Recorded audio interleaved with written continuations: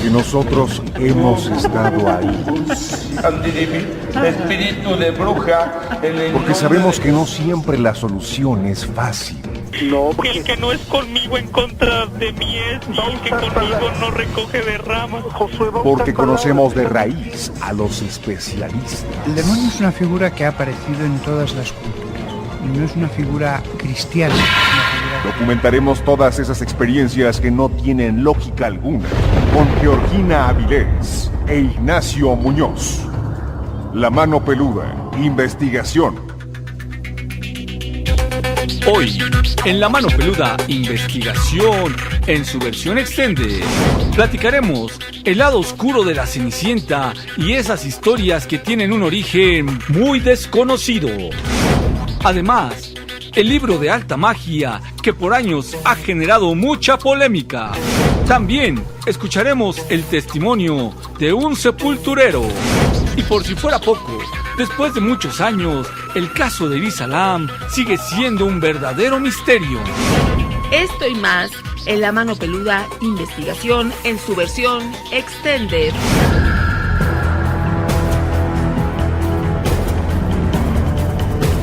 Llegó la hora de poner las evidencias sobre la mesa. Fantasmas, voces, apariciones, psicofonías, mitos y leyendas que rodean al mundo sobrenatural quedarán al descubierto aquí en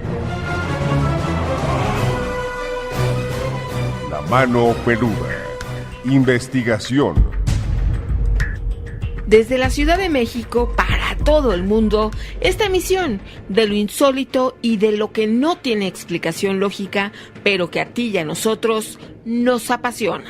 Soy Georgina Avilés y qué gusto que estés esta noche con nosotros.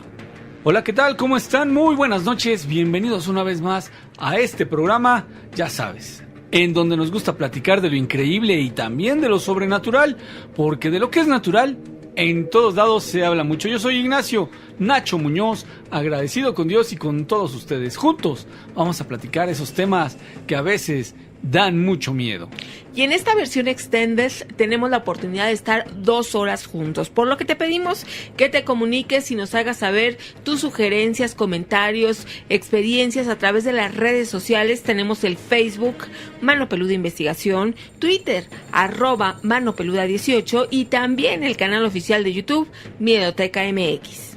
Y por supuesto, ya lo sabes, está trabajando el Miedofón 5518 019325 5518 019325. Ahí nos puedes mandar un mensaje de texto, un mensaje de voz, compartir fotografías, videos, memes, audios, lo que quieras. Ponte en contacto con nosotros. Además, recuerda que estamos transmitiendo toda la semana, no solamente al iniciar el domingo, para que nos busques a través de las redes sociales, o incluso puedes meterte a la página www.miedoteca.mx y ahí seguirnos para que estés informado de todo lo que hacemos durante la semana. Estamos transmitiendo también en Radio Fórmula a las 8 de la noche en 1470 de AM y a la 1 de la mañana en 1500. Así es, Gina, y sobre todo para esos amigos que dicen, ¿y ahora cuál es la original? ¿Cuál es la legítima? Pues si tienes dudas, si estás navegando o estás participando en una comunidad del terror como la nuestra y piensas que estás en un lugar apócrifo, muy sencillo, quítate de dudas, métete a la página que acaba de decir Gina, Miedoteca MX, y ahí están todas las ligas oficiales de nuestros canales y nuestros medios de redes sociales, Gina. Uno de los peores incendios en la historia reciente, sobre todo de Estados Unidos, pues es la que se llevó a cabo esta desgracia en la región del Vino de California y dejó a su paso una estela de devastación. 30,000 hectáreas de terreno quedaron arrasadas por las llamas. Esto ocurrió el año pasado. Según los expertos, el fuego avanzó a gran velocidad por la combinación de fuertes vientos, baja humedad, tiempo seco y también caluroso. Numerosos complejos industriales quedaron destruidos y me estoy refiriendo refiriendo al condado de Sonoma, en California. Y resulta que ahí uno de los bomberos tomó una fotografía que fue impresionante. Tony López nos compartió esta imagen donde en uno de los árboles en llamas se formó la silueta de un demonio. Pareciera salido directamente del infierno. Esta imagen que conocemos o que al menos hemos visto en diferentes contextos, Nacho, en películas, en internet, estas llamas y esta figura terrible y tétrica, pues así se formó. Chécala también para que tú nos des tu opinión. Gracias a Tony por habernos compartido la imagen, que su amigo que es bombero y que participó precisamente en este incendio, apagando el incendio que hubo en el condado de Sonoma, pues nos envió y se lo agradecemos muchísimo. Fíjate, Gina, que yo recuerdo que alguna colección que hicimos de fotografías de este tipo y estaban mezcladas con las de los atentados de Nueva York, Gina, del 9/11. Recuerdo muy bien cómo había unas figuras que se formaban a través del polvo, el humo, de todo lo que salió volando cuando los estrellaron los aviones, y se veían exactamente caras demoníacas, caras terribles que a cualquiera le darían miedo. Ahora uno puede pensar, pues es una pareidolia, ¿no? O sea, es algo que no necesariamente significa o representa un demonio, pero parece. Aquí yo te hago la pregunta, si parece un demonio y no precisamente es el demonio, ¿por qué no se aparece una forma de ángel? ¿Por qué no se aparece una forma, no sé, de algo como que más divino, por lo menos de lo que nosotros identificamos como algo divino?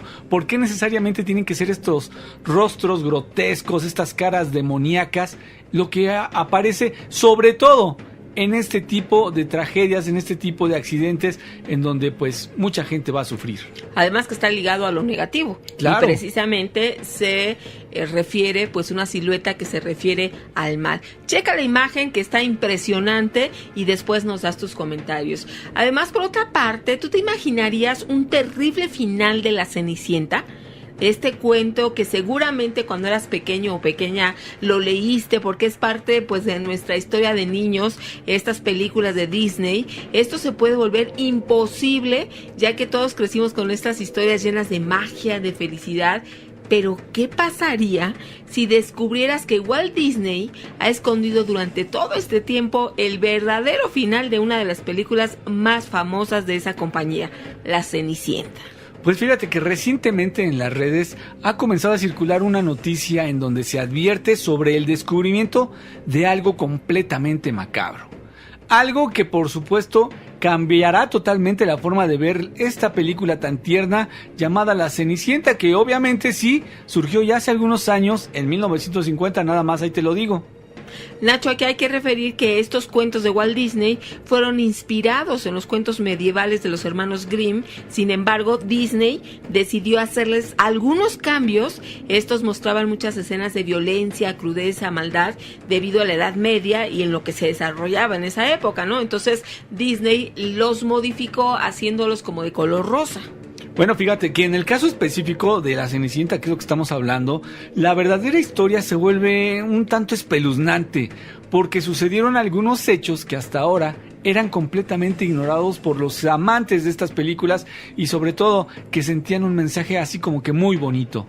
El primero es que cuando el príncipe va a la casa de la Cenicienta, ¿te acuerdas de esta escena? Sí. Para probar la zapatilla de cristal que accidentalmente dejó el día del baile, se la prueba a las hermanastras. A la primera no le queda, por lo que la mamá la obliga a amputarse 2 dedos del pie para que le quede. A la otra hermanastra la obliga a cortarse el talón, pero ambas son delatadas por unas palomas que ayudan al príncipe. Y eso no es todo, Gina, ya que al final de la historia, Cenicienta y el príncipe se casan y los acompañan las hermanas, pero son picoteadas por algunas palomas, quienes les arrancan los ojos con sus propios picos. Esto es algo completamente grotesco, Gina. Luego de conocer estas horribles escenas que ya te las estás imaginando, pues de esta verdadera historia de la Cenicienta, nos podemos dar cuenta que en ocasiones detrás de una buena historia existe una terrible verdad que podría acabar con la fantasía. Obviamente esto no es lo que dijimos ahorita, pues un cuento adecuado para niños, pero sí un cuento adaptado o sacado de las historias medievales, pero en lugar de ser un cuento rosa, como dije hace rato, pues sería un cuento terrorífico de la Cenicienta. Bueno, pero ya sabes que cambiándole 2 o 3 cositas, pues ya se acomoda perfectamente. Y es que no sé si todos se hayan puesto a pensar en los mensajes que transmiten todas estas películas. Sí, Walt Disney lo consideramos un genio, y sobre todo los mensajes en las cintas, en los filmes, han sido pues sobresalientes. Pero pocas veces se pone uno a reflexionar. Por ejemplo, esa película de Libro en la Selva, esos de dibujos animados, a esa es a la que me refiero, en donde es interpretada la canción por Tintán, hace la voz de Balú y busca lo más vital, no más, lo más esencial, no más, lo que la naturaleza te dará. ¿Esto qué significa?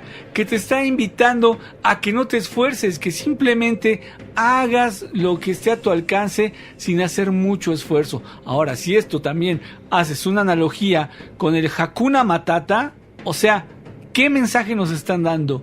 El Hakuna Matata, si mal no recuerdo, dice, sin preocuparse es como hay que vivir.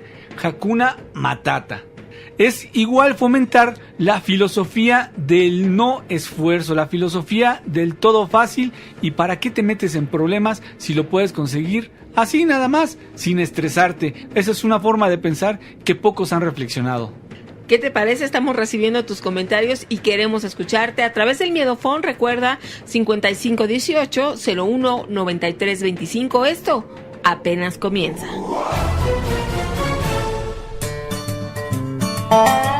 El tigre y el león pueden ser los más fuertes, pero el lobo no trabaja para el circo. Sabiduría en las redes.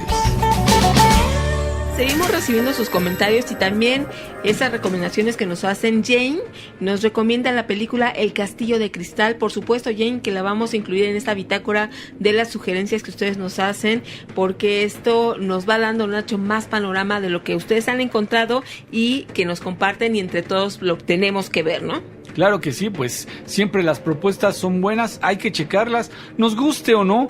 Es bueno incrementar, aumentar nuestro criterio, es bueno tener, digamos que, recursos que vengan de diferentes formas de pensar, para que entonces así podamos ir alimentando una especie de filosofía de pensamiento, Gina. Mira, aquí de León, Guanajuato, nos dice Gina Redondo, es una experiencia que quiero que la pongan si hay tiempo para que la escuchen y me den su comentario. ¿Qué te parece que la ponemos? A ver, adelante, vamos a ver qué nos tiene que decir Gina. Buenas noches, buenas madrugadas, Gina, Nacho, soy Gina, de aquí de León. Saludos a ustedes y a todos los Miedofans. Quiero platicarles lo más breve posible una vivencia que tuve con un primo. Sucede que mi primo se fue, esto fue hace 5 años, y se fue por cuestiones de trabajo. Él es de Salamanca, Guanajuato. Entonces se fue a la ciudad de Durango a vivir por cuestiones de trabajo. Trabajaba en una gasolinera en el área de directivos, y lo trasladaron para allá, ¿no? Entonces él en ese entonces tenía 40 años y empezó a trabajar y todo, y pues seguíamos en contacto, y un buen día dejamos de tener contacto con él y lo buscamos todo, mis tíos, todos los primos, todo, nada, o sea, perdido. Y pues ahorita con las cosas que están sucediendo en el país, sucede que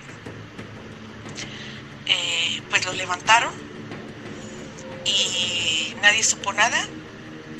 En ese tiempo estaban pues muy fuerte allá, todo lo de los hidrocarburos, gasolina, etcétera. Y se perdió, no supimos nada de él. Y mi tía pues obviamente muerta en vida. No perdíamos la esperanza de escuchar alguna noticia, ¿no?, de él, y nada. A los 3 meses de desaparecido, mi tía nos habló y nos reunió y nos dijo que ya no lo buscáramos, que había tenido un sueño donde él se acercaba, que ella estaba dormida en su cama y que él se acercó y se hincó a un lado de la cama y le dijo: mamá, no te preocupes, yo estoy bien.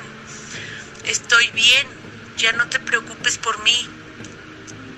Fue todo lo que le dijo, y que ella se incorporó de la cama y le tocó la cabeza. Al tocarle la cabeza dice que sintió muy, muy aguadita la cabeza, y que cuando quitó las manos de la cabeza de él, sintió como mojada las manos. Y ella se quedó tranquila, le mandó decir una misa, bueno, hasta cierto punto tranquila, le mandó decir una misa. Cada mes le reza, le hace una misa. Y pues dieron el ADN y todo, y se puso una denuncia, pero hasta hoy, después de 5 años, no ha aparecido. No sabemos. Después sucedió otro detalle, porque al celular de ella le hablaron de Durango y le dijeron: estoy en la escuela. Curiosamente, unos días antes en el noticiero habían dicho que en una escuela habían encontrado una fosa con varios cuerpos, pero ella ya no quiso ir a buscar, y después ya supimos que esos cuerpos se habían ido a una fosa común, con cada cuerpo pues un número, y que como los habían sacado con una retroexcavadora, pues ni siquiera habían quedado para reconocerse, ¿no? Y ella no quiere hablar del tema. Ella pues cambió mucho, sigue siendo una mujer fuerte, pero sí se ve en sus ojos que tiene un dolor. Después comentamos que quizá, esto no se lo comentamos a ella obviamente, pero entre la familia comentamos que seguramente mi primo se manifestó ante ella, y que a lo mejor el sentir la cabeza delgadita, suavecita, era porque a lo mejor le dieron un golpe muy fuerte en la cabeza. Porque nos dijo que sentía como que trajera una pañoleta o algo en la cabeza, una tela gruesa, pero que la tela estaba húmeda, muy suave, muy así, y ella sintió las manos húmedas. Este es mi relato. Yo creo que muchos se van a identificar por lo que estamos viendo en el país, y pues a todos los que estén pasando un momento así, o que hayan pasado a alguien cercano, un amigo, un vecino, no sé, les mando un abrazo muy fuerte y resignación, y a su vez también les mando esperanza, porque es lo que al final muere. Les mando un abrazo a cada uno, y a ustedes dos en especial, y saludos desde León, Guanajuato. Se les quiere muchísimo. Soy Gina, y muchas gracias. Gracias, Gina, por supuesto, eres correspondida a todos nuestros amigos de León, en especial a ti, que constantemente nos estás escribiendo y mandando audios. Estas experiencias que a la hora que nuestras personas fallecidas como que se acercan y nos dan una explicación, o tratan de decirnos que ellos se encuentran bien. Incluso sería ideal, Nacho, juntar todos estos relatos en un solo programa. Si tú tienes experiencias de familiares que fallecieron y que después tú sentiste su presencia, o te dieron, se manifestaron una explicación de lo que sucedió, o de que ellos se encuentran bien, Nacho, pues comunícate para que también integremos este relato con las experiencias que nos han comentado acerca de este tema. Pues Gina, es que una vez más se demuestra que este mundo de lo sobrenatural no necesariamente es aterrador. O sea, a nosotros nos puede dar miedo lo desconocido, nos puede dar miedo lo que se presenta y no sabemos bien a bien cuál es su origen. Pero cuando se trata de un familiar que falleció, digamos que viene en son de paz, ¿no? De hecho, viene a tratar de tranquilizarte, a darte consuelo, a decirte, ¿sabes qué? Estoy bien, ya no te preocupes, deja de angustiarte, vive tu vida, porque pues afortunadamente todavía la tienes. Eso es algo distinto. O sea, yo por más que quisiera aterrarme, yo siento, mira, se me ponen los vellos chinitos, porque me da la impresión como que todavía hay una oportunidad. Hay un chance que no sabemos cuál es la razón por la que se tiene. Tampoco sabemos por qué algunos sí pueden y otros no venir a despedirse o venir a dar consuelo a la gente que dejan aquí en la tierra. Eso no lo sabemos. Pero sí es cierto que hay personas que han encontrado mucha tranquilidad, mucha paz, después de un episodio como este que nos acaba de contar Gina. es algo que por supuesto no debería de espantarte. Espántate sí cuando veas que es un demonio, cuando veas que te está atacando, cuando veas que te está tratando de inculcar pensamientos que tú sabes que no son de un origen muy natural, que digamos, ni muy genuinos ni legítimos, sino que hay una intención. Aquí en estos episodios como el que nos acaban de narrar es al contrario. Lo que buscan es tu paz, tu tranquilidad, que estés ya relajado, ya no hay nada que se pueda hacer. O sea, es algo bueno, yo considero que es algo bueno. Ahora, vale mucho tu opinión. ¿Tú qué piensas? ¿Vale la pena tener una experiencia de estas? ¿O definitivamente preferirías tú quedarte en la incertidumbre de dónde estará mi familiar que desapareció? También a este respecto tenemos otro audio, vamos a escucharlo. Hola, buenas noches, soy Soreli del DF. En la casa donde yo vivía antes, que siempre espantaban, seguido veíamos ratones viejos. Y no solamente uno, sino 3 o 4. Pero jamás hubo un muerto o una desgracia. Siempre y sencillamente pues llegaban y se paraban ahí. Yo creo que pues, estaba oscuro el lugar, pero bueno, no estaba tan oscuro, pero ellos llegaban y se paraban ahí. Es cierto que mi abuela los corría, pero no, nunca pasó ninguna desgracia. Yo por eso los considero como cualquier otro animal. Y ahorita en el trabajo donde estoy se han llegado a meter 3 o 4, que es muy raro porque es una casa donde hay mucha luz. Y tampoco ha habido ninguna desgracia, gracias a Dios. Así es que yo los considero como cualquier animal y no como mensajeros del mal. Y a mí mis familiares, cuando han llegado a fallecer o algún amigo muy querido, sí me viene a decir que está contento. O algún familiar de algún amigo me viene a decir que está contento, que no se preocupen, que está en paz. Gracias. Pues sí, también otro comentario de que el familiar viene y le comunica a sus seres queridos que están bien, que están contentos, que están tranquilos. Pues sí, Gina, y fíjate que sí, comentábamos el otro día de esto de los famosos ratones viejos, que sí es de mala suerte, es una mariposa que, pues, por su apariencia, sí, la verdad es que no es bonita, es bastante fea, digamos que es como una especie de paloma, ¿no? Palomilla, como le llaman, y sí, en la parte de sus alas tiene unos círculos negros que a veces parecen ser unos ojos. Yo creo que eso es parte de lo que estos animalitos pues llega a espantar a la gente, ¿no? Es una de las razones por las que la gente no puede verlos, les da mucho miedo, se aterran y los consideran como algo de mal agüero. Sobre todo en la época de lluvias es cuando más se presentan. O sea que no necesariamente tiene que ver con algo que sí puede ser aterrador.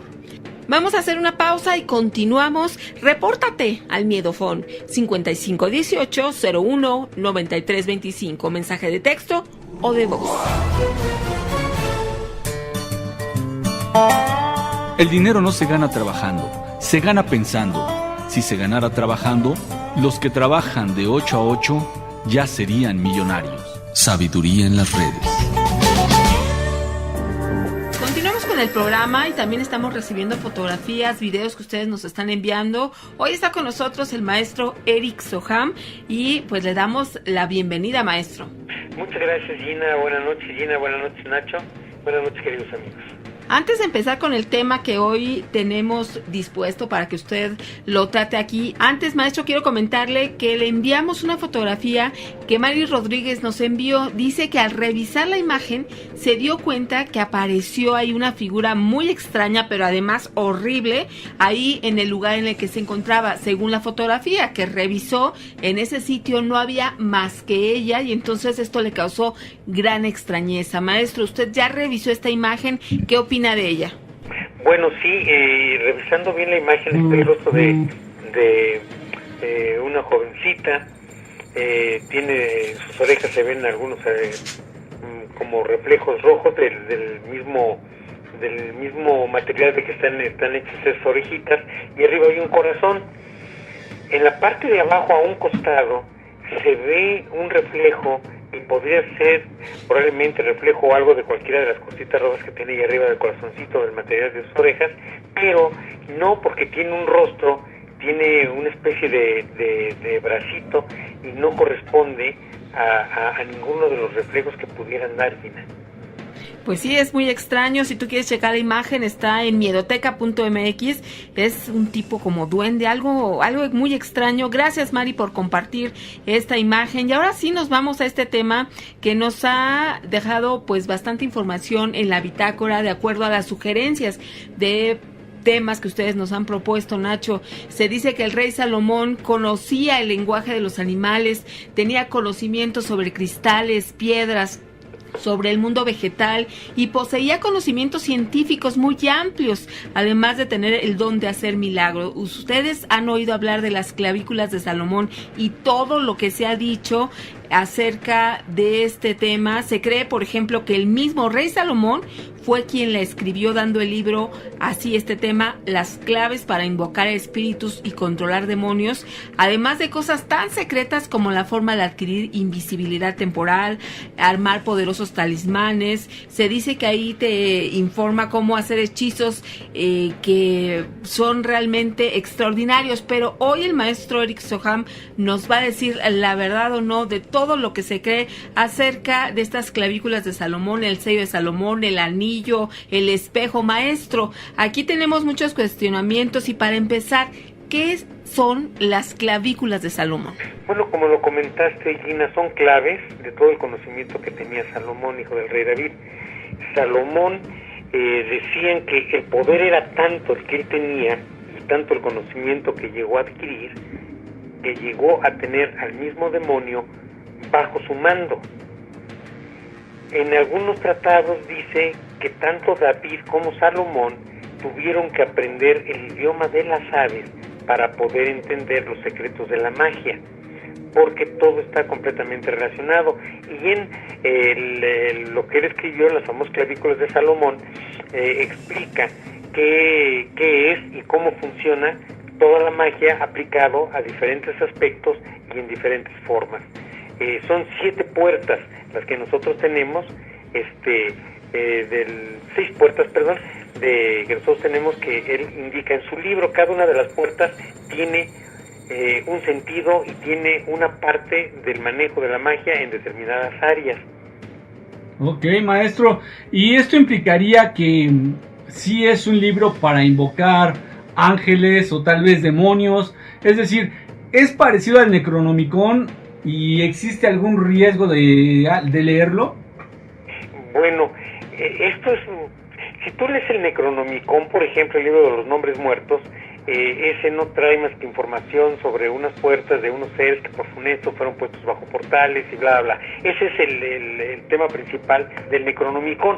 Este no, porque este es un libro de magia y vamos a recordar que la creación está formada o está sustentada por una dualidad y absolutamente todo es dual, de manera que quien sabe de magia puede hacer, de acuerdo a su elección y de acuerdo a su criterio, cosas buenas o cosas malas. El libro de las clavículas de Salomón no es ni bueno ni malo, depende quién lo lea, depende quién entienda, qué tanto sepa, qué sea lo que aplique, con qué intención lo haga, Nacho. O sea que ni bueno ni malo, pero sí sería también, maestro, para invocar ángeles. Por supuesto que sí. Por ejemplo, dentro de las puertas que él contempla dentro de su obra, de las clavículas de Salomón, tenemos, comentaba 7 puertas, pero hay una que no cuenta como puerta, que es el atrium, que es la entrada, es la forma de entrar al libro de las clavículas de Salomón y todo lo que se necesita para llegar ahí. La primera puerta, todas son de la ciencia secreta, evidentemente, la magia, por eso se le llama hermética, no tanto por Hermes, tiene que ver Hermes, pero también tiene que ver hermética, de hermético, cerrado. Entonces, para poder ejecutar magia, necesitas tener los elementos, la alta magia me refiero, debes tener los elementos propicios para que las energías puedan funcionar y puedas dirigirlas de acuerdo a tu intención, de acuerdo a tu conocimiento, pero es mejor que tengas las influencias propicias para que esa energía sea mayor. Y entonces tendríamos que ver, por ejemplo, cuál es la influencia de los astros, las horas nocturnas, las horas diurnas, y entender cuál es la influencia del regente en el horario que tú escoges para hacer un trabajo determinado. Cada uno de los planetas tiene un regente que tiene un área de dominio, y entonces, de acuerdo con eso, puedes utilizar la regencia de ese genio o de ese jerarca para poder ejecutar la magia. Los 7 planetas durante los 7 días de la semana es lo que se elige para poder elegir la influencia de estos planetas dentro de la aplicación de la magia. Esto sería la primera puerta, que es la más elemental. Vamos a recordar que todas las regencias tienen su horario, y además pues también existen lunaciones, existen algunas otras influencias. La segunda puerta, la fe, el conocimiento, lo que la gente sabe. El Maestro Jesús decía: buscad la verdad y la verdad os hará libres. Él se refería a buscar la verdad, es buscar el conocimiento, y de acuerdo con ese conocimiento tienes el poder. El conocimiento es poder. Entonces la fe se radica precisamente en eso, en tener la certeza de lo que se está haciendo. Por eso la segunda puerta habla de la fe, que es la puerta, cómo abrir la puerta mágica, poderosa, para poder hacer lo que uno desea. Ahí vienen los consejos que Salomón da a su hijo y a los instrumentos que debe tener un mago, como los cuchillos, las dagas, las espadas, los ganchos, la lanceta, el bastón, en fin, son una serie, el báculo, son una serie de elementos que van a darle al mago el dominio sobre esas áreas. Vamos a recordar que nosotros somos seres conceptuales, y por ejemplo, cuando tú ves a un rey, ves al rey y lo primero que buscas es el báculo o la corona para que puedas identificarlo como rey. Es solo un concepto, y esa es la segunda puerta, a donde está el conocimiento y la fe, que da la certeza de tener los elementos de cognición para poderlo hacer. Luego viene la tercera puerta, que es en qué forma debe de tener los atavíos del mago, cómo se debe de vestir para que los espíritus puedan respetarlo de acuerdo a su vestimenta, porque también las vestimentas tienen una función, están llenas de símbolos, están llenas de sellos, están llenas de todos los elementos necesarios que necesita para hacerse un ritual mágico.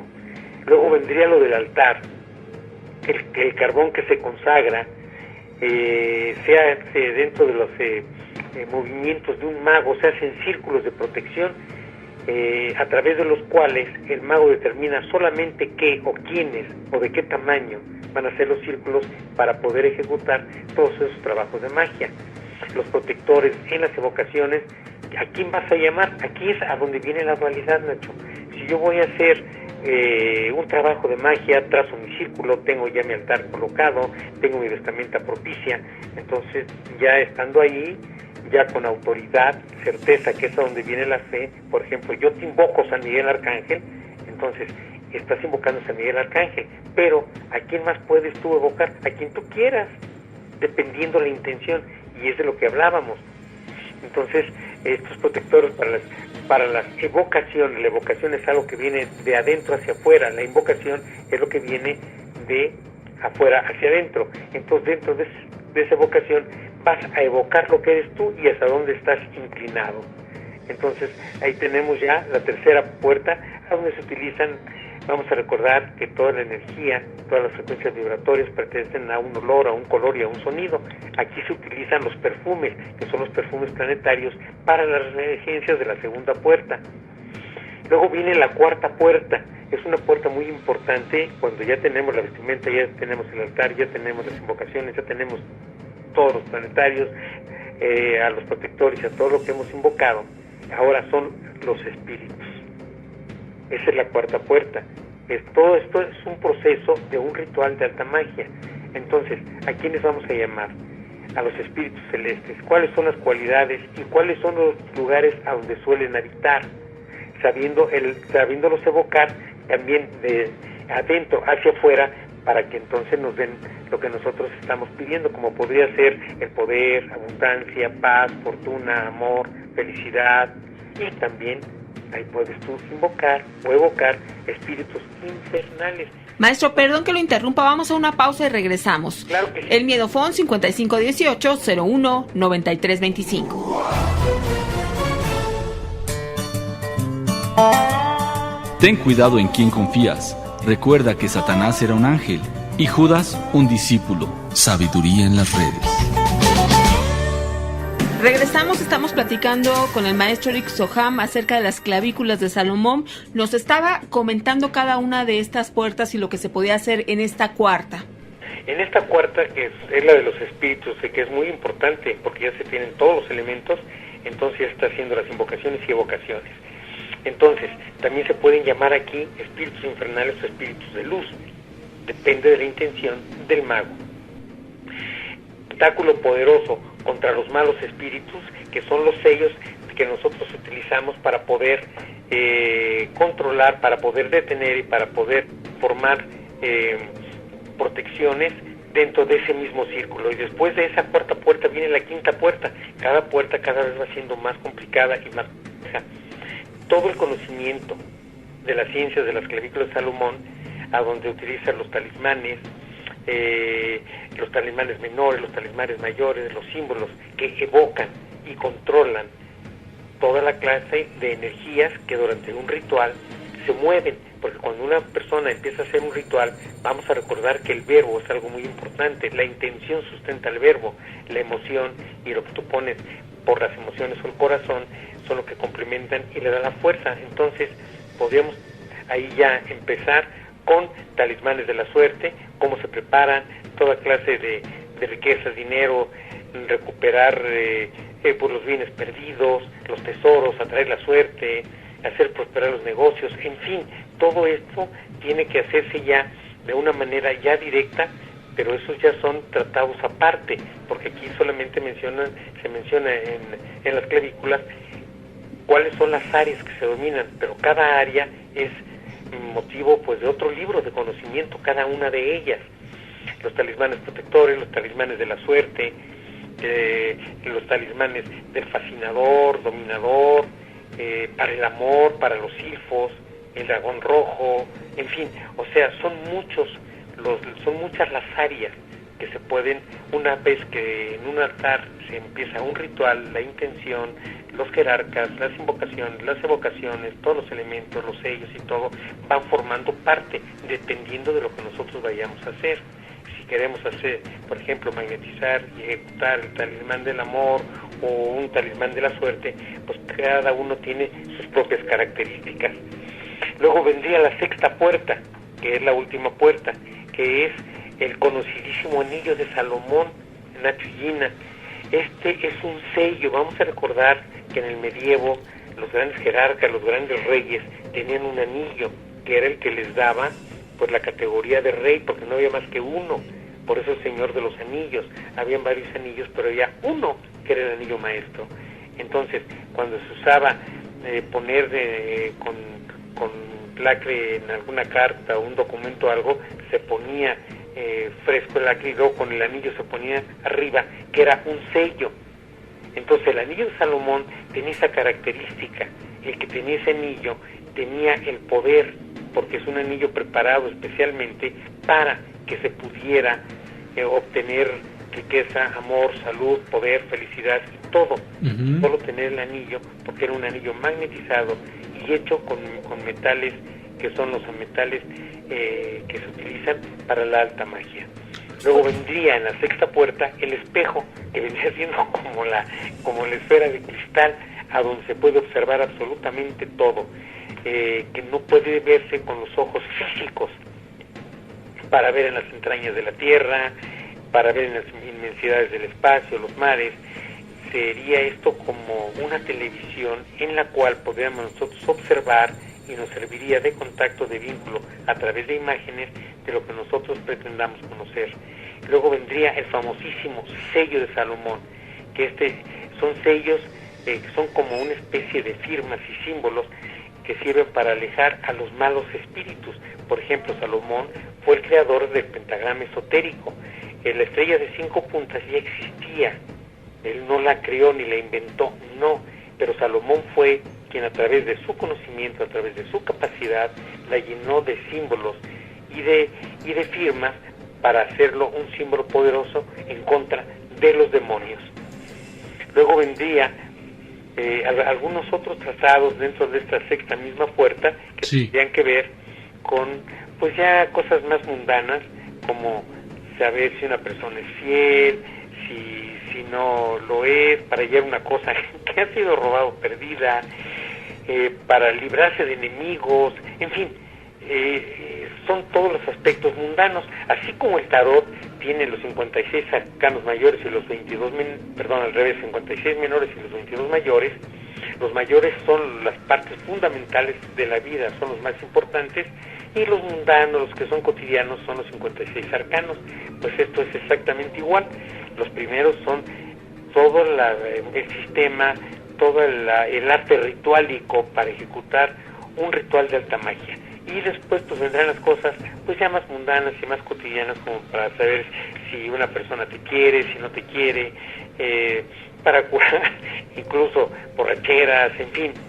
Y por supuesto esto sería el inicio de la entrada para poder ejecutar un exorcismo dentro de todo el conocimiento hermético o esotérico, pues detrás del conocimiento de uno de los más grandes magos que han existido, que fue Salomón.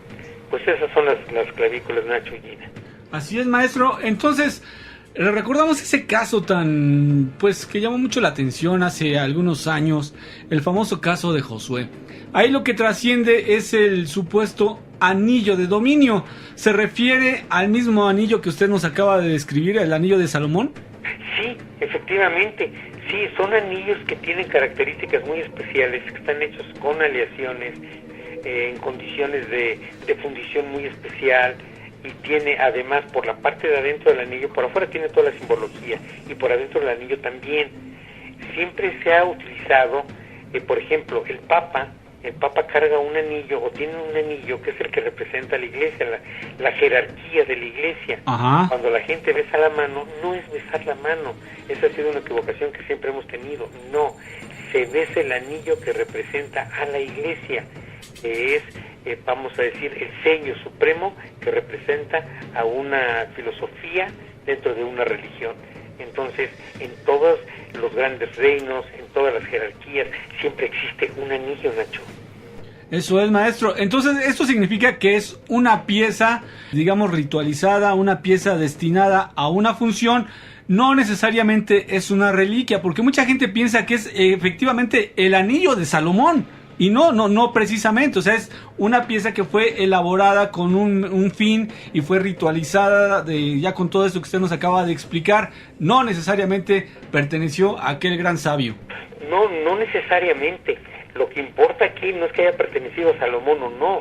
Lo que importa es la simbología que Salomón imprimió Exacto. en ese anillo, que es lo que representa el poder. Cuando tú vas con una persona, vas en la calle y alguien se arrima a ti y te pide tus datos o te pide que te identifiques, vas a decir, ¿y por qué? ¿Quién eres tú? Pero si saca una charola de policía, entonces le das tus datos y todo lo que te pida. Entonces es una forma de identificación a través del poder, el anillo de Salomón, que tiene todos los elementos que solamente conoce un mago para poder ejecutar trabajos de alta magia. Maestro, nos están llegando muchas preguntas. Sonia Ruiz, mi hijo de 13 años leyó el libro de las clavículas de Salomón y ahora es ateo. ¿Esto tiene relación? Es relativo. Esto significa que no tenía un equilibrio, que no tiene una concepción clara de las cosas. El hecho de que haya leído las clavículas de Salomón, la iglesia probablemente pueda decir que pues toda esa simbología y todo eso pues no es cosa de Dios. No, es una simbología solamente. Y volvemos a repetir, si nosotros vemos una cruz, por ejemplo, que es lo que representa la cruz de Cristo, y la vemos con la parte larga hacia abajo, pues es una cruz de luz, pero si la ponemos a la inversa, entonces sería la cruz, que era la de San Pedro, pero ahora le llaman la cruz, que es la representación del mal, porque todo es dual. Entonces depende de la intención, Gina. Tú puedes conocer magia, puedes conocer, tener el conocimiento ancestral, del cual se derivan todas las filosofías, de las cuales se derivan todas las religiones. Entonces, se enfocan hacia un punto, ya hacia la bondad o hacia lo que le elijan ponerle, pero no necesariamente quien lee las clavículas de Salomón tendría que volverse ateo. No, lo que pasa es que este muchachito no ha entendido nada. Aquí tenemos también de Puebla, dice, yo conseguí una copia de las clavículas de Salomón y sí que tienes que dedicarle mucho tiempo, es difícil, muy difícil, porque tienes que aprender desde latín hasta astronomía. Juanqui Martínez, las clavículas del rey Salomón contiene actos de magia blanca y negra. Vuelvo a lo mismo, es relativo, ¿quién lo va a hacer? Sí, por supuesto, maestro, ¿Por qué? sí. Porque si tú dices el Padre Nuestro que estás en el cielo, ¿a qué Padre te refieres? O sea, claro. Es una ambigua. Cuando nosotros ya tenemos un concepto claro, porque somos seres conceptuales, tenemos un concepto claro, ya sabes que te estás dirigiendo a ese ser de luz, a ese ser bondadoso, a ese ser protector. Pero si tú le cambias el sentido y la intención, entonces puedes dirigirte al otro lado. Exacto. Entonces, no es cosa de creer o no creer en una religión, es cosa de tener sentido común, un poco de conocimiento y entender las cosas, no entenderlas, comprenderlas. Maestro Eric Soham, muchísimas gracias por todo este conocimiento que hoy nos compartió. Vamos a seguir en contacto en la semana y que tenga excelente noche. Muchas gracias, Gina, muchas gracias, Nacho, y buenas noches, queridos amigos. Hasta luego, maestro. Hasta luego. Vamos a un corte, el Miedofón sigue trabajando, 5518-01-9325.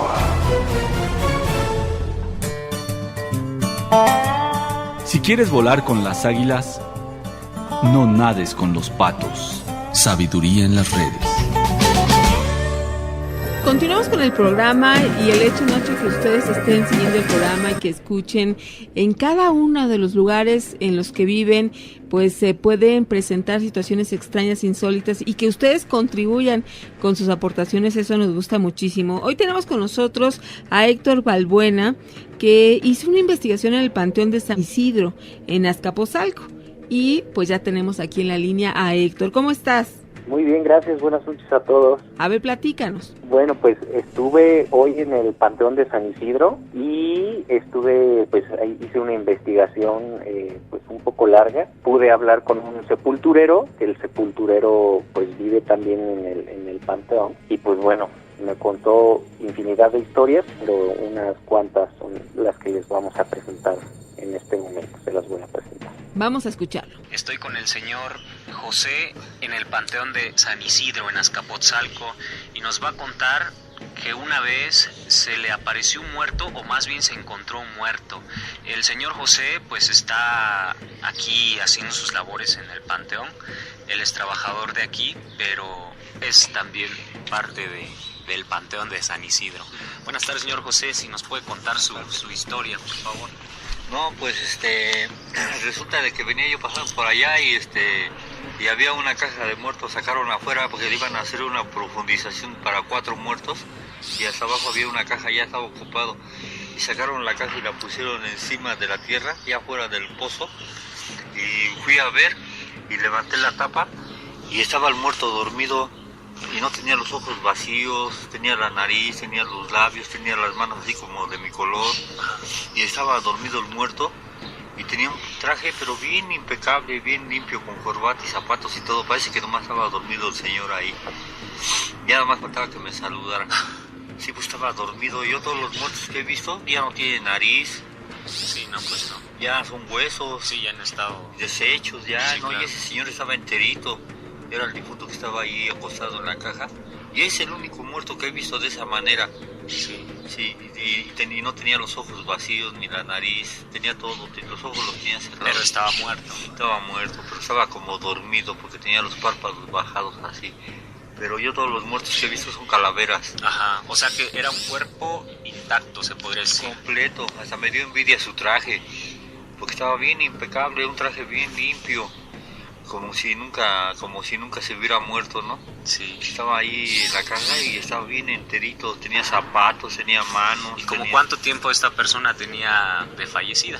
Sabrá Dios cuánto tiempo tendría ahí. Es que a mí se me manifestó, porque los que sacaron la caja a mí se me hace que se les manifestó de otra manera. A lo mejor lo encontraron pero ya en huesos. Pero entonces cuando yo fui a levantar la tapa, como que el muerto agarró su cobertura de su cuerpo, o sea, su materia, pero completito, ¿no? Tenía la nariz, estaba como dormido. No me acuerdo si estaba así o así, pero estaba dormido. Ya tengo que más faltaba que se levantara y me dijera buenas tardes.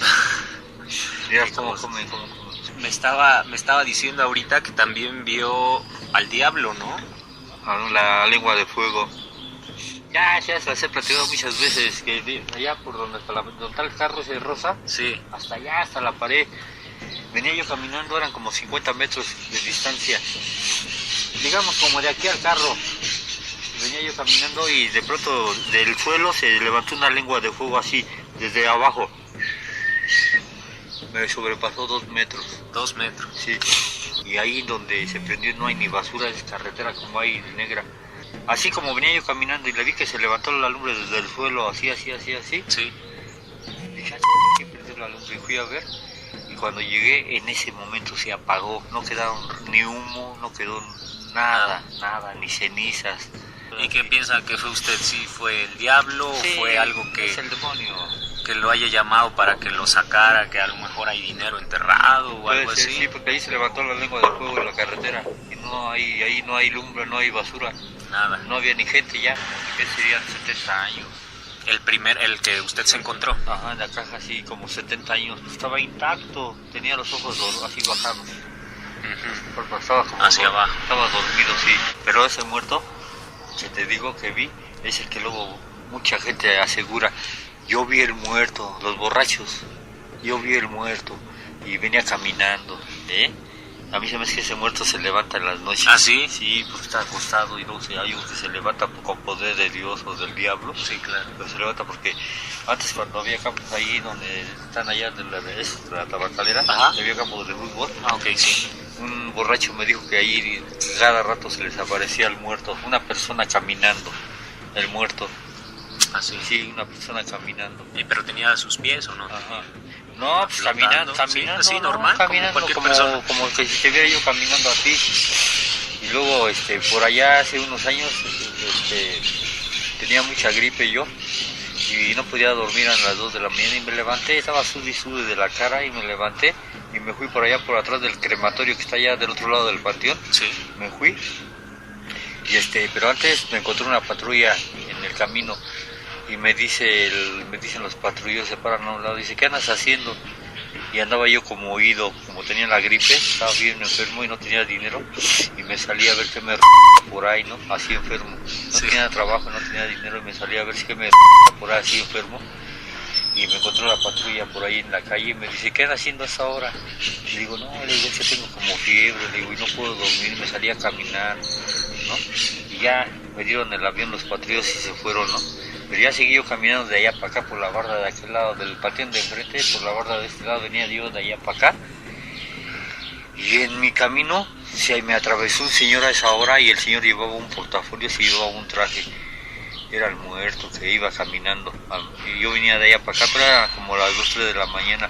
Venía yo de allá para acá y él iba de aquí para allá. Y lo vi, ay, vino un señor, ¿quién es? No, y eso ahora no hay nadie, está solo todo. Pues sí, pasó a un lado de mí la persona esta con un portafolio en la mano. Debe haber sido el muerto. Sí, ¿verdad? Sí, pues va caminando y ni me habló. O sea, pasó así. Cruzamos él para allá y yo para acá. Y lo vi y me vio. Pero él nunca me saludó, ni yo a él. Y luego ya pasó, ya me fui así todo el panteón, todo. Y luego me fui a por las armas. Y allá en las armas estaba un perrote gris, de esos chatotes. ¿Sí los has visto? Sí. Esos grandotes, gordotes. Sí. Que tiene la cabeza cuadrada, pero grandotes, perro. Y ese era el diablo. Iba yo caminando por de este lado del fraccionamiento, no por la orilla del canal, por la banqueta del canal, no abajo, no, iba por de este lado. Y así en el camino estaba un perrote acostado así en la tierra, ahí en el camino estaba acostado bien grandote, de esos grises. Sí. Hay unos grises que son gordos y grandotes, una cabezota que tiene así como de mastín, no sé. Ajá, sí, claro. No, sí me dio miedo. Pasé a un lado de él como de aquí al florero, estaba echado el perro como de aquí al florero y volteé a verlo. Y nomás abrió los ojos y se me quedó viendo. Y ahí se quedó echado, pero sí debe haber sido el demonio, porque ahí estaba echado. ¿A esa hora qué hace el perro ahí? Claro. Y siendo un perro fino, el perro fino, el perro de pues bueno, perfecto, pues ese fue el relato del señor José, que trabaja aquí en el Panteón de San Isidro.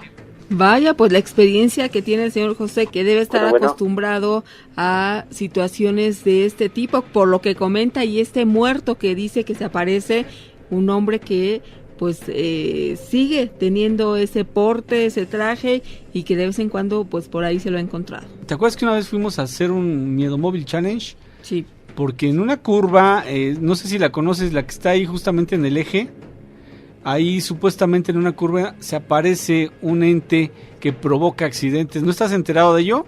Bueno, sí, de hecho también hicimos una investigación antier y nos fuimos para allá, para el Panteón. Sí. Pero fuimos a las 11:30 de la noche. Ya. Y sí, efectivamente es un andén todo oscuro, bueno, toda la calle está oscura, está repleta de árboles, y justamente si tú vas en el carro, sientes como la curva te jala, porque es una curva como en S. Entonces entras a una y después cuando casi sales es cuando te jala. Y de hecho la barda está dañada por todos los camiones o carros que se han incrustado ahí en la pared, y por dentro también se ve algo tétrico. De hecho, toda la parte de la barda de adentro, el panteón es muy grande, muy extenso por dentro, y pues sí, también se ven los golpes de la barda, ¿no?, que se han llegado a proyectar los automóviles por ahí, y es un panteón bastante escalofriante de repente. Pues muchas gracias, Héctor Balbuena, que tienes este reporte desde el Panteón San Isidro, que los panteones son centros de actividad paranormal, y por supuesto, sea de día o de noche, se siente escalofrío entrar en uno de ellos. Muchas gracias, Héctor. Nos vemos, muchas gracias a ustedes. Hasta luego. Gracias por pasar mi historia. Que estés muy bien, Héctor. Y a propósito de niños, fíjate, estamos recibiendo mensajes. Aquí está Cristi Padrón. Dice, la semana pasada hablaron de reencarnación. ¿Saben? Tengo un sobrino de 3 años. Él platica que tenía muchos coches y que lo mataron unos policías en su automóvil rojo.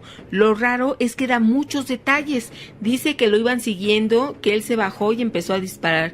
Incluso hace el movimiento como si estuviera manejando. Mueve las manos simulando el funcionamiento de una arma, y creo que para esa edad es un comportamiento bastante extraño. En una plática que no debería ser. Para mí es raro, ya que podría tratarse de un caso de reencarnación. ¿Ustedes qué creen? Si él te da detalles y además ustedes empiezan a investigar y a conocer un poquito más de lo que él les platica y van coincidiendo las cosas, sí puede ser un caso de reencarnación. Hay que checar y preguntarle a sus papás si también te han comentado algún otro comportamiento que les parezca extraño. Vamos a ir a una pausa y vamos a continuar. El Miedofón 5518-01-9325. Créeme, yo nunca pierdo, yo gano o aprendo. Sabiduría en las redes. Continuamos con el tema de lo sobrenatural, del misterio. Hay lugares, no solamente casas, habitación, sino también lugares en los que asisten muchas personas y se puede encontrar el espanto, lo paranormal. Y un restaurante, Nacho, también puede ser susceptible para que ahí ocurran cosas sobrenaturales si nos vamos a los antecedentes, y ahí ocurrieron hechos que son lamentables y que después, a pesar de que pasen muchísimos años, la gente que visita estos lugares sigue teniendo experiencias de este tipo. Sí, eso siempre va a ser, Gina. De hecho, la situación de que se presente un acontecimiento trágico, una muerte, un asesinato, un accidente terrible, puede dejar el sitio como contaminado, impregnado con esa energía que en un momento dado, pues sí, ya lo hemos platicado, se repite y se repite una y otra vez. Pero de eso a la aparición de seres fantasmales, de entes que tienen aparente conciencia, se mueven, avientan los objetos, es algo completamente diferente. Vamos a platicar, Gina. Gracias a la tecnología tenemos la oportunidad de conocer diferentes lugares en el mundo que presentan esta situación. Y hoy está con nosotros Hilde Gelson, que nos va a platicar de un lugar que te va a impactar. Hilde, ¿cómo estás? Hola, ¿qué tal? Buenas noches. Pues un gusto estar con ustedes como siempre. Y vamos a hablar de un lugar efectivamente muy muy embrujado, con muchos enigmas, con muchas leyendas, y como tú bien lo estás diciendo, pues esas impregnaciones psíquicas que quedan en los lugares donde hubo eventos importantes, pues nos dan todas las historias de lo paranormal, porque vemos cómo siempre está ligado este tipo de acontecimientos con todos los fenómenos que nosotros vamos teniendo la posibilidad de atestiguar y de estudiar, ¿no? Sí, claro, y esto se presenta, no importa el país, no importa la región, es algo energético, digamos que es como una especie de fenómeno universal, en cualquier sitio, en cualquier lugar puede ocurrir. Sí, en cualquier sitio, y bueno, este lugar específicamente el que vamos a platicar el día de hoy, que es, pues bueno, es un edificio que está ubicado en el barrio de La Candelaria, en la ciudad de Bogotá, en Colombia, que actualmente es considerado el centro histórico de esta ciudad porque tiene muchas construcciones, es un lugar realmente muy, muy bonito.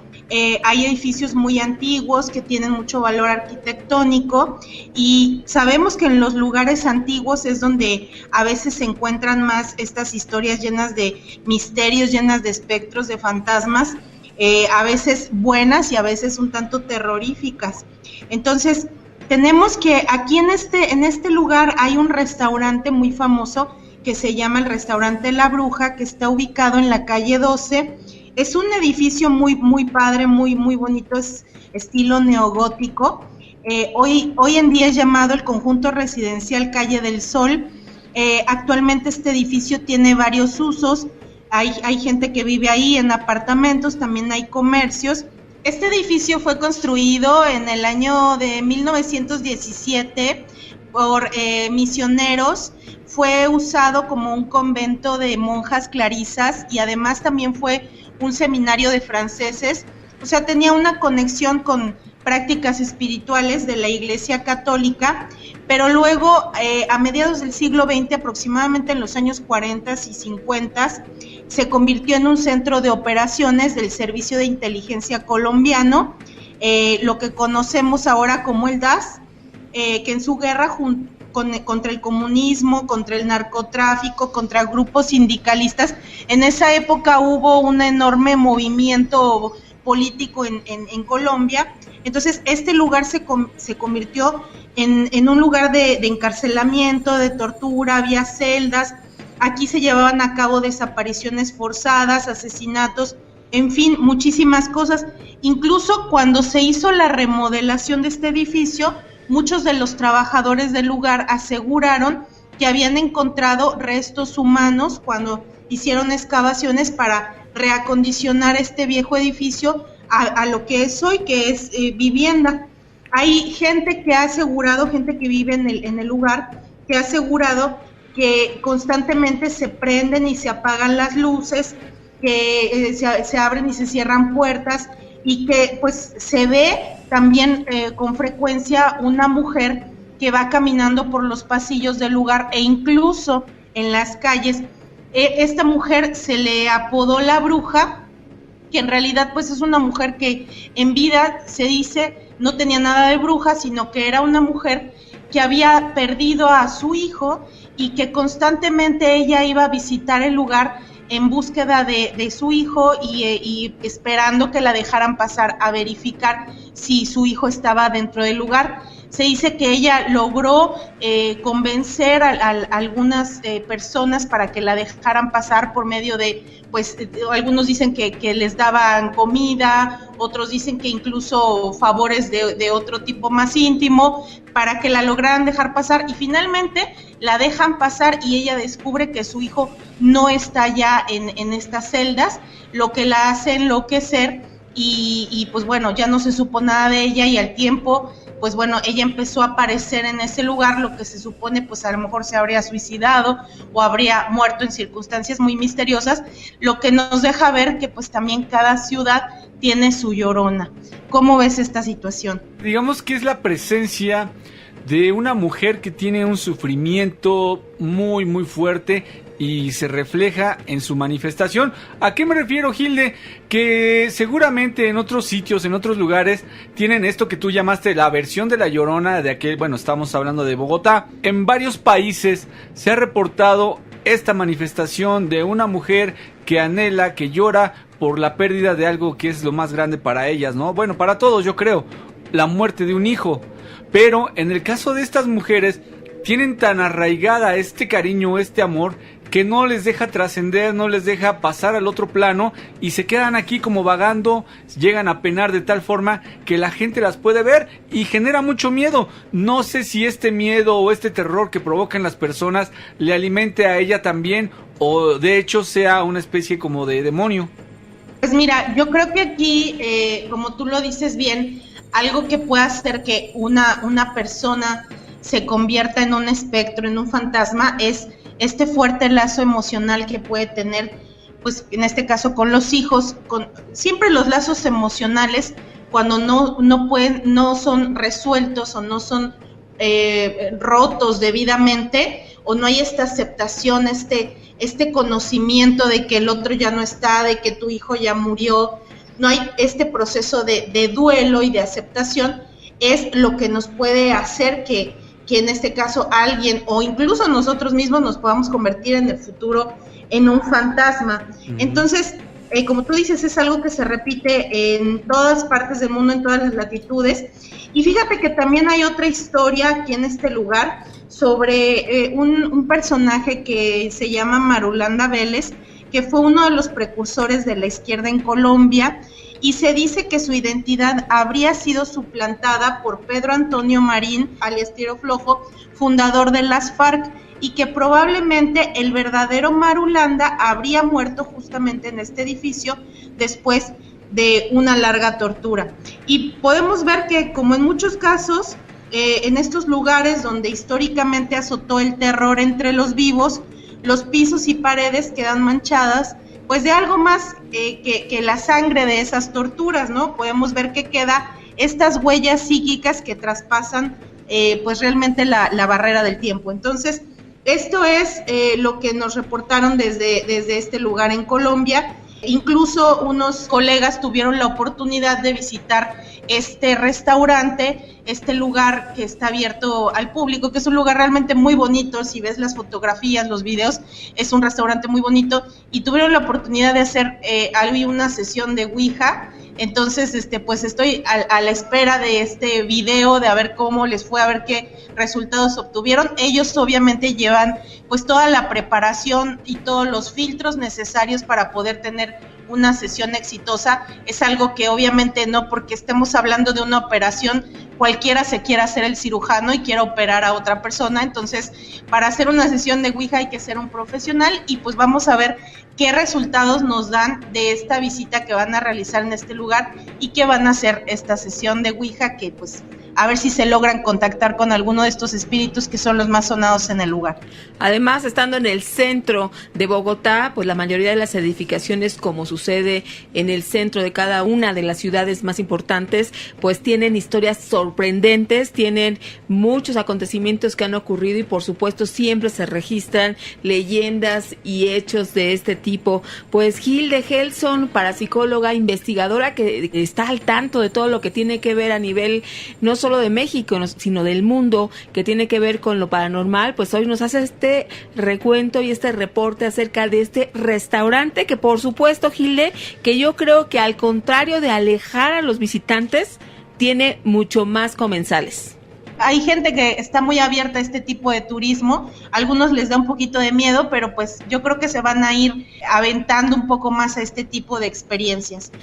Pues los estaremos reportando todo lo que tengamos sobre este caso, y pues gracias, fue un placer como siempre haber estado con ustedes esta noche.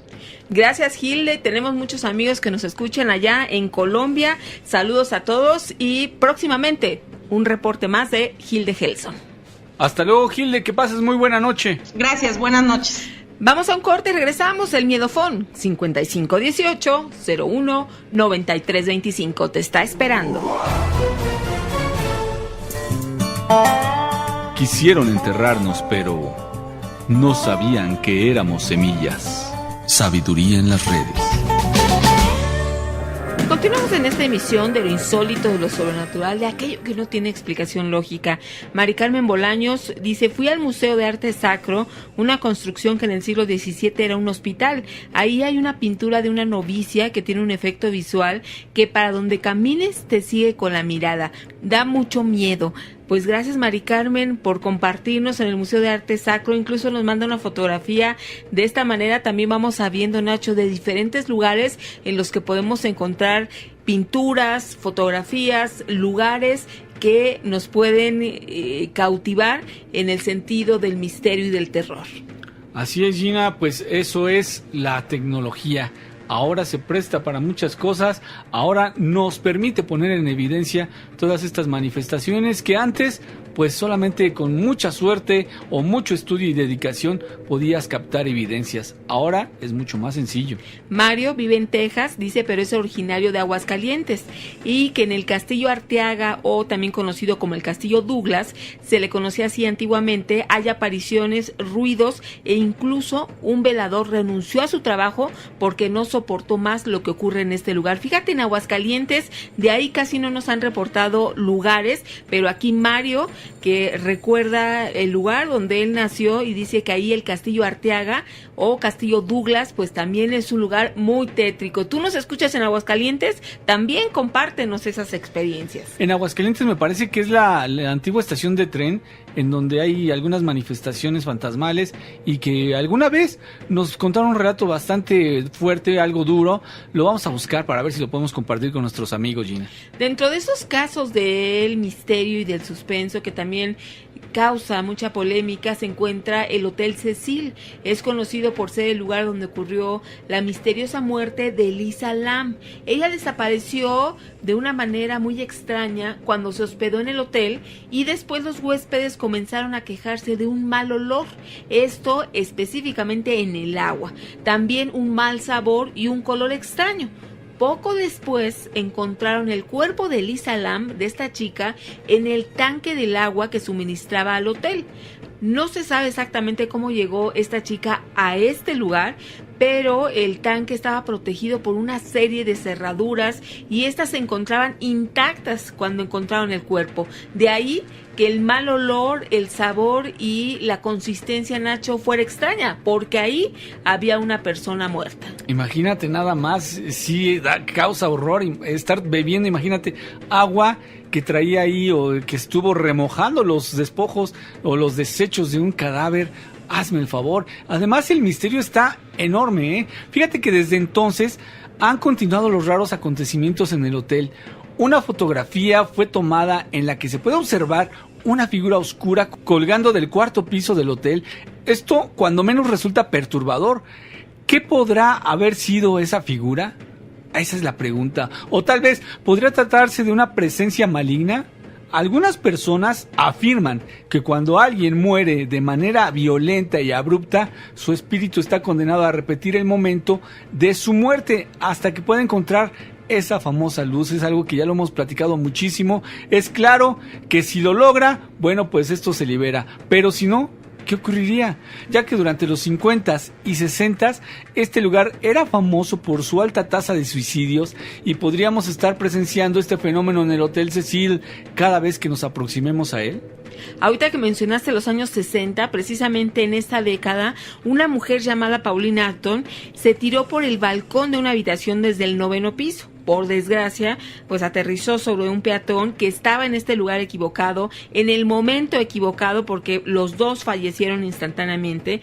Pero probablemente el caso más aterrador es el de una mujer que en 1964 fue encontrada muerta en su habitación y había sido estrangulada, apuñalada y abusada múltiples veces. Entonces, imagínate todo lo que encierra este hotel: abusos, maltratos, muertes, asesinatos. Era un lugar, o es un lugar, que tiene una energía negativa tan cargada. Pues mira nada más, Gina, y es que este hotel que se encuentra en el centro de Los Ángeles, allá en California, pues fue alguna vez el hogar de Richard Ramírez. Tal vez esto no te diga nada, pero te puedo comentar que él fue un convicto asesino serial y además él se quedaba en uno de los cuartos del piso superior, que en ese entonces costaban pues nada más $14 por noche. Él usó este cuarto como su base de operaciones para mutilar y asesinar a sus víctimas. Esto puede ser uno de los tantos motivos por los que el hotel parece tener cierto tipo de energía maligna recorriendo sus pasillos y generando mucho miedo en las personas que llegan inocentemente. Sin embargo, también sabemos que hay muchos que llegan buscando esa adrenalina especial. Definitivamente este Hotel Cecil tiene una historia muy oscura entre desapariciones, asesinatos y suicidios. Pero ¿acaso será mera coincidencia, Nacho? ¿O acaso es que hay algo más misterioso en todos estos sucesos? Lo más importante aquí es si tú te atreverías a hospedarte una sola noche en este terrible lugar. Aquí la pregunta también, Nacho, es si el caso de Elisa Lam fue suicidio u homicidio demoníaco. ¿Tú qué crees? ¿Cuál es tu opinión? Vaya, pues qué pregunta, Gina. La verdad es de que pues está un tanto complicado por las circunstancias, ¿no? Para llevar un cuerpo a esa altura y meterla en esa cisterna que quedaba en la parte más alta del edificio, y por si fuera poco, tenía varias cerraduras que aparentemente estaban atascadas desde hacía ya muchos años, pues es un verdadero misterio. Y fíjate que tuvimos una entrevista con el psicólogo criminalista Juan Carlos Pantoja, y él trataba de explicar todo lo relacionado con la parte criminalística de este caso y también el modus operandi en caso de haber sido un asesinato o suicidio.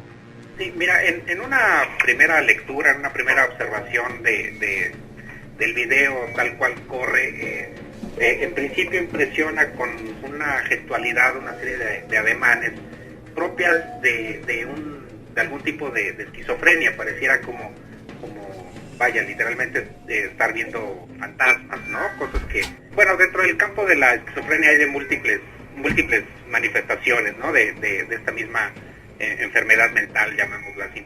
Específicamente no da más elementos el video para precisar algún tipo, digamos en términos genéricos, algún tipo de esquizofrenia residual, pero lo que sí se puede apreciar es como si estuviera, desde luego, percibiendo una realidad que para otras personas no es nítida, no es visible, ¿no? Como la idea de literalmente estar viendo como un fantasma, digamos. Lo que se puede ver del video es estar como bajo una situación de mucha angustia, de estar como justamente escapando de algo, ¿no? Y ciertamente el video no permite apreciar lo que estaría sucediendo en el pasillo o realmente qué es lo que ella estaría viendo. Hay una toma del video en donde se aprecia la proporción de pasillo, donde no hay nada y ella mueve las manos con cierta rapidez, ¿no? Como espantando algo, como quitándose algo de encima. Basándonos exclusivamente en el video, en una condición de lo que se llama el lenguaje no verbal, ¿no? Y en términos de lo no verbal, en efecto, cuando se arrincona, pues es como una especie de último recurso de protegerse, de buscar algún refugio que evidentemente el metro cuadrado quizá del elevador no le permite más.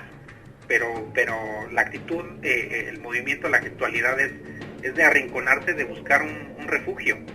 Ahora bien, la cuestión de señalar que es aparentemente un tipo de esquizofrenia es desde luego una condición hipotética, no tengo mayores elementos para confirmarlo 100%. Cuando me refiero a la esquizofrenia es cuando hace estos movimientos que está como espantando algo, que lamentablemente no podemos ver más, pero no hay nadie, es decir, no se ve nadie, entonces da la impresión de que hay algo en efecto, pero no es visible, y como la idea que me sugiere en términos de esquizofrenia es de que es una realidad que solamente ella está viendo. Igual como cualquier otra enfermedad mental, se van desarrollando en un como proceso, pues entonces en ese sentido hay elementos que eventualmente detonan así alguna especie de brote, pero bueno, toda enfermedad mental, etcétera, pues va desarrollando como como un proceso, ¿no? En ese sentido es que es probable que la familia pues no haya detectado, si es que existe propiamente un desorden mental, ¿no? Regresando al corte, vamos a hablar sobre este video al que él se refiere, de que estuvo incluso circulando por las redes, y al que se refiere Juan Carlos Pantoja. Nacho, un video en el que se ve esta chica supuestamente antes de que fuera asesinada, y ahí se le ve inquieta. Vamos a comentarlo.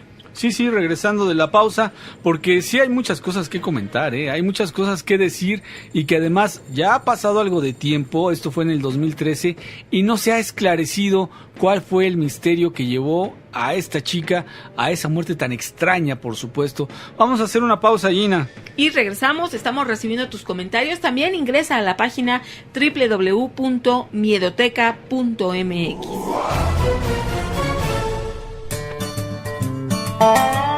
Si no logras tus sueños, cambia tus caminos. No cambies tu Dios. Sabiduría en las redes. Continuamos con el programa, estamos hablando del caso de Elisa Lam. Ya te subimos el video para que lo cheques junto con nosotros en miedoteca.mx. Este video hace algunos años se convirtió en viral y es el video donde se le ve por última vez con vida a esta chica. Es un video que pues la vemos que actúa nerviosamente en un principio, luego empieza a comportarse como si fuera perseguida por alguien o por algo, entra y sale varias veces del elevador. A mitad del video comienza a actuar de forma extraña, hace incluso, Nacho, movimientos corporales que hacen pensar que está hablando con alguien como si fuera una figura invisible, y después de unos segundos deja de moverse y simplemente sale caminando en la misma dirección por donde llegó. Así es, fíjate que se ve, yo más que hablando, yo siento como que está como que discutiendo, ¿no? Como que está alegando algo, como si hubiera un pleito de esos verbales en donde la gente pues de repente se exaspera. Sin embargo, ella se ve perturbada, se ve un tanto alterada. No sabemos cuál es la razón y qué fue lo que la motivó a refugiarse en el elevador. Aparentemente intentó escapar de algo, pero bueno, el resultado ya sabemos cuál fue. Provoca muchísimo misterio. Las puertas, Nacho, también del elevador se abren y se cierran varias veces. Luego ella abandona la escena y pues ya se cierra el elevador, ya se desaparece y no se sabe más de ella. Se cree que supuestamente pues entró al tanque de agua, se ahogó, oficialmente esa es la versión. Sin embargo, aquí no se explica cómo entró precisamente a este lugar donde estaba por seguros, donde no podían entrar, y si se ahogó, entonces cómo volvió a poner todas las cerraduras. Exactamente. Exacto. ¿Cómo fue que desde adentro puso los cerrojos? Imagínense ustedes, no sé si ubican, para las personas que puedan ver el video se los recomiendo, y para los que no han podido, bueno, les voy a comentar. Es una especie de estas como cisternas redondas, de esas antiguas, que son como de lámina, enormes, grandes, que estaban en los techos y tenían la tapa de una especie como de cucurucho, más o menos así, para que se den una idea, ¿no? Entonces ella apareció ahí adentro. Eso es lo increíble, eso es lo súper extraño. Y por eso este caso tan raro durante años ha generado muchas interrogantes, desde que para acceder a la azotea en el hotel había un sistema de alarmas que se activaban en cuanto alguien abría la puerta, y entonces ¿cómo hizo Elisa para cerrar la tapa también del tanque, lo que mencionábamos? Y se ha generado también muchísimas teorías respecto a qué podría haber ocasionado la muerte de Elisa Lam, y van desde un asesino serial hasta cultos satánicos, demonios, espíritus y, ¿por qué no?, un posible desequilibrio mental. Desde luego, así como está la situación física de la cisterna, de las instalaciones, si transitamos por la vía de que desde luego una sola persona cargando a un cuerpo, que además es la sensación es de que es más pesado, pues es como si pensamos por la vía de que alguien la subió, pues por lo menos dos. Incluso podríamos sugerir la idea de que se necesitó algún tipo de herramienta. No conozco si en los análisis periciales de la misma cisterna hubieran habido rastros, huellas de haber forzado, ¿no?, las mismas tapas, etcétera. En sí mismo una explicación física pues es complicada, en el sentido de que efectivamente si participaron otras terceras personas fueron por lo menos 2 y con uso de herramientas. Esa posibilidad de que obviamente de que se cerró por dentro, en un sentido muy físico, insisto, pues sugeriría la idea de que fue un suicidio, ¿no? Parecía que Elisa Lam platicaba y se escondía de alguien, pero en realidad pues el lugar estaba solo. Además, aquí hay que aclarar que el cadáver estaba desnudo. ¿Por qué estaba de esta manera? Los exámenes toxicológicos en el cuerpo probaron ser negativos.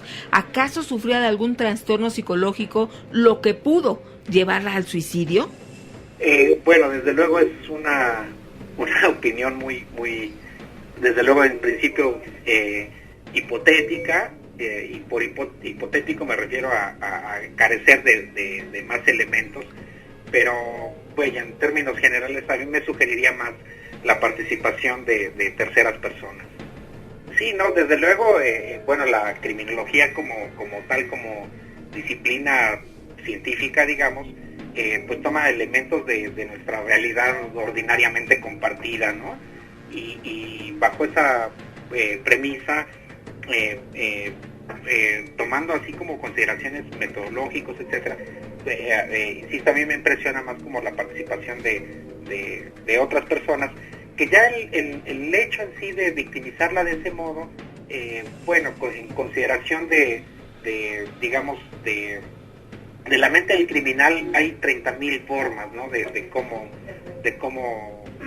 pues victimizar a alguien, es decir, inclusive si contrastamos con otros homicidios también reales que suceden, etcétera, podríamos decir lamentablemente que hasta este es un homicidio en términos muy coloquiales, muy light, en términos de lo que es la mente criminal y perversa, es decir, son cosas que pues no debieran ocurrir. Claro. En ese sentido, pues claro que hay que escandalizarnos, hay que llamar la atención sobre estos fenómenos que ocurren, que es una muestra pues de alguna manera de una descomposición social, pero al mismo tiempo digamos que la mente perversa es capaz de esto y mucho más. En términos de si regresamos un poquito a la idea de que en el elevador estaba refugiándose, quisiera pensar también si pensáramos en una cuestión de suicidio como posibilidad adicional, es que también simbólicamente la cisterna podríamos interpretarlo como una especie de útero, como una especie digamos de refugiarse, encapsularse en una situación como último recurso de protección. Esa es una posibilidad también, desde luego. Simbólicamente la cisterna podría interpretarse como esconderse radicalmente de algo. Vaya, es algo bien simbólico, a mí me parece como una cuestión simbólicamente, insisto, de estar como en la placenta, es decir, no es casualidad esta cuestión de una cisterna que lleva líquido, pues, ¿no?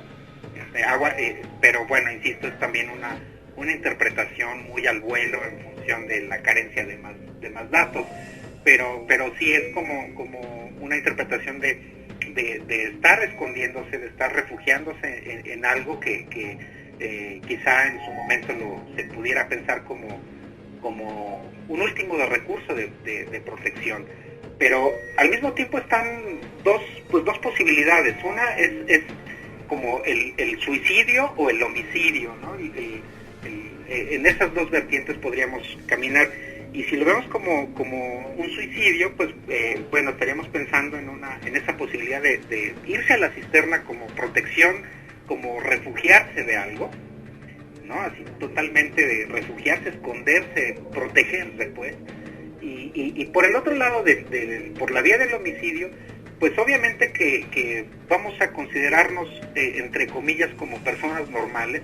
No tenemos la capacidad de pensar como perversos porque no lo somos, y el perverso pues obviamente nos rebasa en términos de la planeación, de la ejecución, de la forma de matar a alguien. Pues muchas gracias al psicólogo criminalista Juan Carlos Pantoja por esta aportación acerca del caso de Elisa Lam. Pues sí, un misterio que ojalá algún día se pueda resolver, aunque ya por sí mismo ese lugar, el Hotel Cecil, pues tiene su historia de antecedentes bastante oscuros. Será el hecho de que está muy contaminado, debe haber demasiadas larvas astrales que generan en la gente vulnerable un tanto pues reacciones inesperadas o insospechadas. Sabemos que ella, Lisa Lam, padecía de cierta depresión. De hecho, este era un viaje que ella estaba realizando de manera solitaria, no iba con nadie, no iba en compañía de absolutamente nadie. Por lo tanto, ella decía que el viaje que estaba haciendo, y estaba en su última etapa porque fue bastante largo, lo hacía para tratar de interiorizar, para desestresarse, porque ella se sentía muy deprimida, se sentía muy mal. Entonces tuvo la necesidad de hacer una especie como de viaje de autoconocimiento y terminó en esto. Lo lamentable es que su imagen fue captada en un elevador y es la única pista que hay. No hay otra forma de saber qué le ocurrió realmente y tener una certeza de decir, ¿sabes qué? Fue así y fue asado. Pues un caso extraño, insólito y misterioso, Nacho. Por supuesto, ojalá que se resuelva. Hay muchos casos, pero ya el hecho de que en ese hotel haya habido varias muertes así medias raronas, pues ya implica muchas cosas.